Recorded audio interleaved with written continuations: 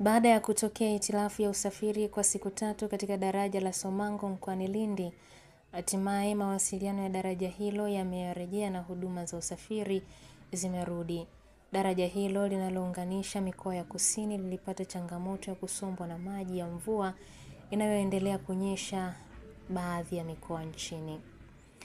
Waziri wa Nchi Abdallah Ulega ameweka kambi katika eneo hilo tangu jana akishirikiana na wakala wa barabara TANROADS kufanya kazi usiku na mchana kurekebisha eneo hilo.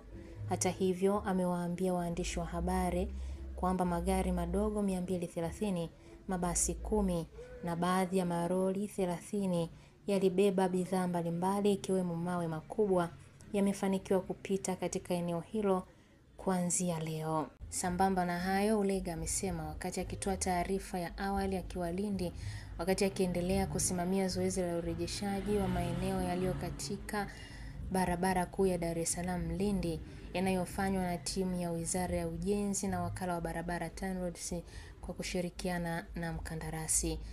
Baadhi ya abiria waliolazimika kusubiri usafiri usiku kucha wamezungumza na waandishi wa habari na kutoa shukrani kwa wataalamu waliofanikisha kazi hiyo kwa kufanya kazi usiku kucha.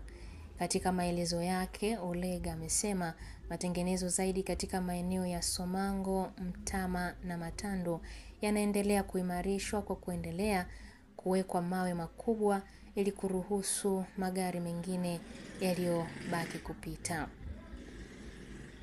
Amewahakikishia Watanzania kuwa serikali ipo kazini usiku na mchana katika kuhakikisha miundombinu ya barabara hiyo inaimarishwa ili isiwe kikwazo kwa wasafiri.